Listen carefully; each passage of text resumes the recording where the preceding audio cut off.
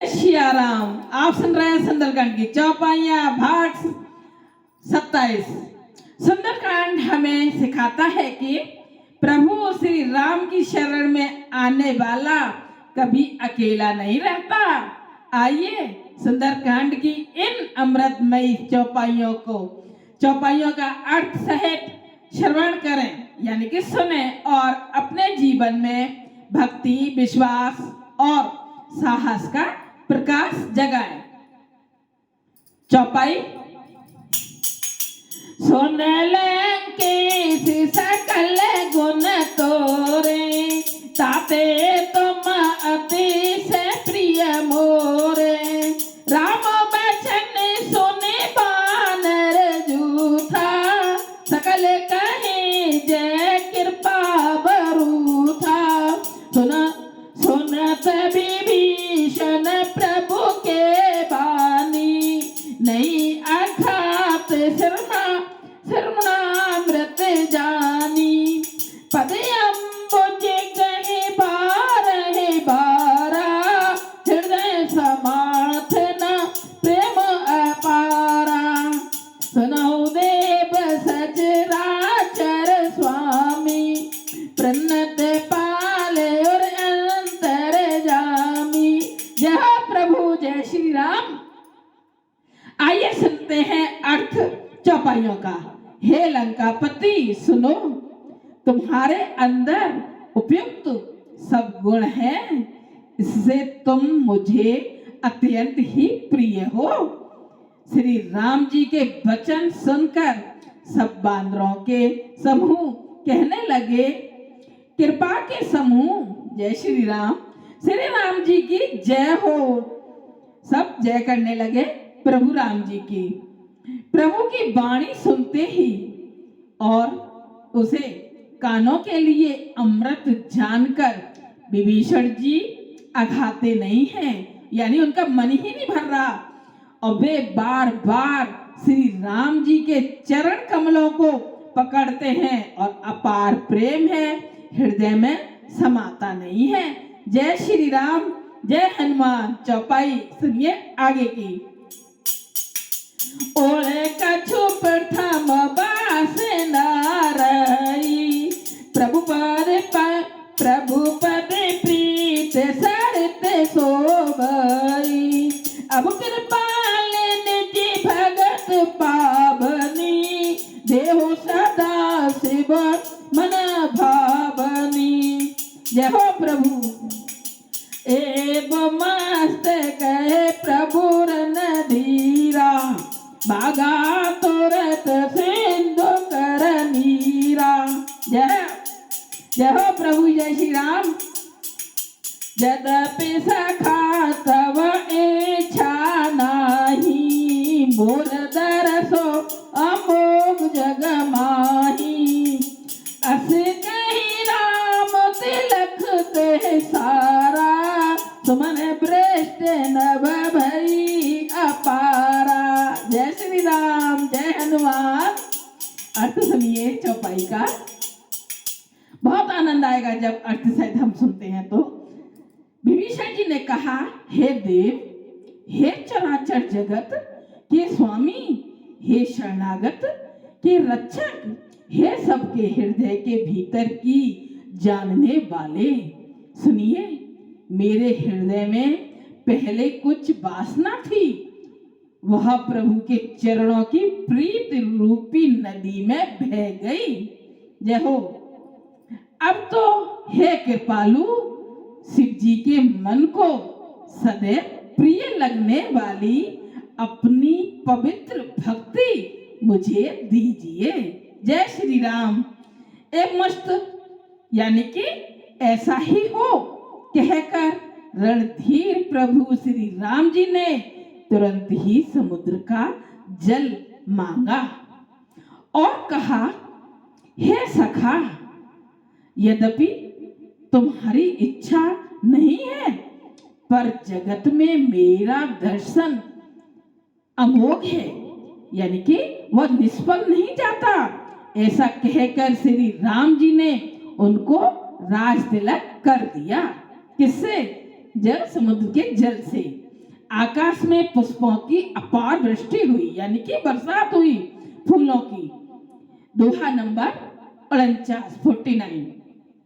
रावण क्रोध अनल निज, श्वास समीर प्रचंड, जरत विभीषणो राखेउ, दीनेउ राजु अखंड। जो संपत्ति थोड़ा निकल गया। सोई संपदा विभीषण सकुच दीन रघुनाथ। दोहे का अर्थ सुनिए। श्री राम जी ने रावण की क्रोध रूपी अग्नि में जो अपनी विभीषण की श्वास यानी कि वचन रूपी पवन से प्रचंड हो रही थी, जलते हुए विभीषण को बचा लिया और उसे अखंड राज दिया। शिव जी ने जो संपत्ति रावण को 10 सिरों की बलि देने पर दी थी, वही संपत्ति श्री रघुनाथ जी ने विभीषण को बहुत सकुचते हुए दी। जय श्री राम, जय हनुमान। चौपाई सुनिए आगे की। एक एक दोहे का एक एक चौपाई का अर्थ आपको सुनाऊंगी। असे प्रभु छाड़े बजे जे आना, तेनर पशु बिन पूछ बिशाना, निज जने जाने ताए अपनावा, प्रभु सुवाब कपि कुल मन भावा, पुण्य सर्वज्ञ सर्व और बासी, सर्वरूप सब रहित उदासी, बोले बचन नीति प्रतिपालक, कारण मनोज धनुज कुल घालक। जय श्री राम। अर्थ सुनिए इन चौपाइयों का क्या है। ऐसे परम कृपालु प्रभु को छोड़कर जो मनुष्य दूसरों को भजते हैं, वे बिना सींग पूंछ के पशु हैं। अपना सेवक जानकर विभीषण को श्री राम जी ने अपना लिया। प्रभु का स्वभाव बानर कुल के मन को बहुत भाया। इसमें कहा है ना कि जो अपने को छोड़कर दूसरों को भजते हैं, वह बिना पूंछ के पशु हैं। फिर सब कुछ जानने वाले, सबके हृदय में बसने वाले, सब रूपी में प्रकट, सबसे रहित उदासीन कारण से भक्तों पर कृपा करने के लिए मनुष्य बने हुए तथा राक्षसों के कुल का नाश करने वाले श्री राम जी नीति की रक्षा करने वाले वचन बोले।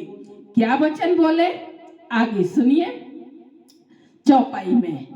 जय श्री राम, जय हनुमान।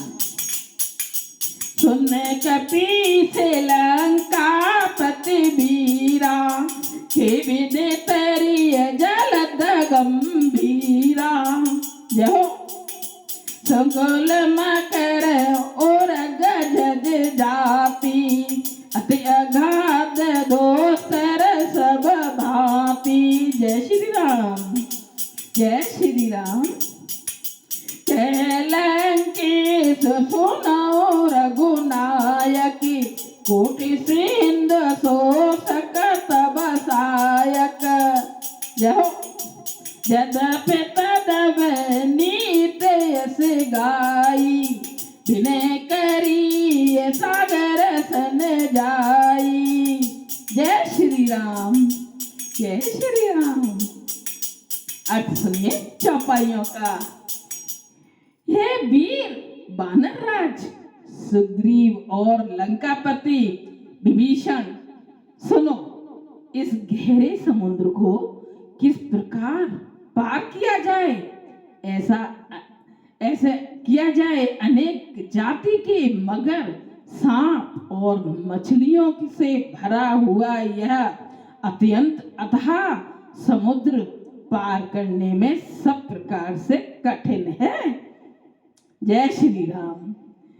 विभीषण जी ने कहा, हे रघुनाथ जी सुनिए, यद्यपि आपका एक बाण ही करोड़ों समुद्रों को सोखने वाला है, सोख सकता है, तथापि नीति ऐसी कही गई है, उचित यह होगा कि पहले जाकर समुद्र से प्रार्थना की जाए। दोहा नंबर 50। सुनिए आगे। जय श्री राम। प्रभु तुम्हारे कुल गुरु जलधर, कहीं उपाय विचार, बिनु प्रयास सागर तरही, सकल भालो कपिधार। अर्थ सुनिए दोहे का। हे प्रभु, समुद्र आपके कुल में बड़े पूर्वज हैं। कौन है बड़े पूर्वज? वे विचार कर उपाय बतला देंगे, तब रीछ और बांदरों की सारी सेना बिना ही परिश्रम के समुद्र के पार उतर जाएगी। तभी तो कहते हैं ना, घर में बड़ा बुजुर्ग लोग होना बहुत जरूरी है, क्योंकि वो सारी बात समझाते हैं और बताते हैं हमें रीतियां। चौपाई आगे। सखा कही तुम नीक उपाय, करिए देव जो होई सहाय। मंत्र नये लक्ष्मण मन भावा, राम बचन सुने अति दुख पावा। नाथ देव कर कवन भरोसा, सोसिय सिंधु करिय मन रोसा। जहो कादर मन कहूँ एक आधारा, देव देव आलसी पुकारा। सुन रहे हो ना चौपाई में क्या दिया है? देव देव आलसी पुकारा। अर्थ सुनिए इसका, तभी आनंद आता है जब हम हर चौपाई का अर्थ सुनेंगे। श्री राम जी ने कहा, हे सखा, तुमने अच्छा उपाय बताया, यही किया जाए। यदि देव यह हो कि यह सलाह लक्ष्मण जी के मन को अच्छी नहीं लगी, श्री राम जी के वचन सुनकर तो उन्होंने बहुत ही दुख पाया। लक्ष्मण जी ने कहा, हे नाथ, देव का कौन भरोसा, मन में क्रोध ले आइए और समुद्र को सुखा डालिए। यह देव तो कायर के मन आधार तसल्ली देने का उपाय है। आलसी लोग ही देव देव पुकारा करते हैं। जय हो। आगे सुनिए क्या है चौपाई में। जय श्री राम। जय प्रभु दीनों के दीननाथ। सुनत बेहस बोले रघुबीरा, ऐसे ही कर बधरो मन धीरा। जय असे कहे फिर बहु अनुजयी समुझाई, सिंधु समीप गई रघुराई। जय श्री राम। जय श्री राम। प्रथम प्रणाम कीन सुरुनाई, बैठे पुण्य तट दर्भ दसाई। जय श्री राम। जब विभीषण प्रभु पहि आए, पाछे रावण दूत पठाए। जय हो। अर्थ सुनिए इन चौपाइयों का क्या है। जय श्री राम। यह सुनकर श्री रघुवीर हंसकर बोले, ऐसे ही करेंगे, मन में धीरज रखो। लक्ष्मण जी को समझा रहे हैं। ऐसा कहकर छोटे भाई को समझाकर प्रभु श्री रघुनाथ जी समुद्र के समीप गए, यानी कि समुद्र के पास गए। उन्होंने पहले सिर नवाकर प्रणाम किया, फिर किनारे पर कुछ बिछाकर बैठ गए, यानी कि जो घास होती है उसको कुछ बोलते हैं, उसे बिछाकर बैठ गए। इधर ज्यों ही विभीषण जी प्रभु के पास आए थे, त्यों ही रावण ने उनके पीछे दूत भेजे थे। जैसे विभीषण वहां से लंका से निकले तो उन्होंने उनके पीछे दूत लगा दिए। दोहा नंबर 51। सकल चरित तिन देखे, धरे कपट कपि दे, प्रभु गुण हृदय सराहे, शरणागत परने। अर्थ सुनिए दोहे का क्या है। कपट से वानर का शरीर धारण कर उन्होंने सब लीलाएं देखी और वे अपने हृदय में प्रभु के गुणों की और शरणागत पर उनके स्नेह की सराहना करने लगे। चौपाई सुनिए आगे क्या है। प्रगट बखान ही राम स्वभाव, अति सब प्रेम का बिसर दोराऊ, के दूत कपिन तब जाने, सकल भांद कपीस पे आने। जय श्री राम। कैसो ग्रीब सुनाओ सब बानर, अंग भंग कर पठबो निश्चर। यहो सुने सुग्रीव बचन कपिधाए, बांधे कटक चहु पास फिराए। अर्थ सुनिए इन चौपाइयों का क्या है।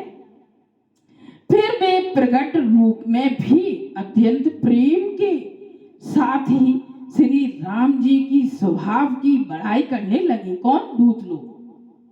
उन्हें दुराप यानी कि कपट देश भूल गया और सब बानरों ने जाना कि ये शत्रु के दूत हैं और वे उन सबको बांधकर सुग्रीव के पास ले आए। फिर देखिए आगे क्या होता है दूतों के साथ। सुग्रीव ने कहा, सब बानरों सुनो, राक्षसों के अंग भंग करके भेज दो। सुग्रीव के वचन सुनकर बानर दौड़े और दूतों को बांधकर उन्होंने सेना के चारों ओर घुमाया। कौन सेना कौन थे? सुग्रीव। बहु प्रकार मारने कपि लागे, दीन पुकारत तद बिना त्यागे। जो हमारे हरि नाथा काना, ते को सिलाधीश के आना। सुन लक्ष्मण सब निकट बुलाए, दया लागे हंस तुरंत छोड़ाए। अभी सुनिएगा आगे। रावण कर दी जाऊ यह पापी, लक्ष्मण बचन बाचो को लगाती। जय श्री राम। अर्थ सुनिए अब आनंद आएगा। जय हो प्रभु। बानर उन्हें बहुत तरह से मारने लगे। किसको? दूतों को, जो दूत दो आए थे उनको। वे दीन होकर पुकारते, फिर भी बानरों ने उन्हें नहीं छोड़ा। तब दूतों ने पुकार कर कहा, जो हमारे नाक कान काटेगा उसे कौशलाधीश श्री राम जी की सौगंध है, यानी कि कसम है। उन्होंने सौगंध खिला दी सबको। अब कौन काटेगा नाक कान? यह सुनकर लक्ष्मण जी ने सबको निकट बुलाया, यानी कि अपने पास बुलाया। उन्हें बड़ी दया लगी। किसको? लक्ष्मण जी को। इससे हंसकर उन्होंने राक्षसों को तुरंत ही छुड़ा दिया और उनसे कहा, रावण के हाथ में यह चिट्ठी देना। दूतों को चिट्ठी दी और कहा कि रावण को यह चिट्ठी देना और कहना, हे कुल घातक लक्ष्मण के शब्दों संदेश को बांचो, यानी कि पढ़ो। चलिए आगे सुनिए दोहा नंबर 52।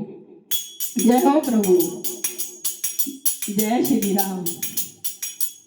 आयो मुखागर मूड सन मम संदेश उदार सीता दे भिले उन्नत आवा काल तुम्हार। जय हो। अर्थ सुनिए दोहे का। फिर उस मूर्ख से जवानी यह मेरा उदार कृपा से भरा हुआ संदेश कहना कि सीता जी को देखकर उनसे श्री राम जी से मिलो, नहीं तो तुम्हारा काल आ गया समझो। रावण से कहना, ये सब चिट्ठी में लिखा। यदि सुंदरकांड की यह भावपूर्ण कथा आपको अच्छी लगी हो तो वीडियो को लाइक करें, शेयर करें और चैनल को सब्सक्राइब करें। और जय श्री राम, जय हनुमान। जब हम मन से, हृदय से सुंदरकांड को सुनते हैं और प्रभु को याद करते हैं तो हमारे सारे कार्य बनने लगते हैं। जय श्री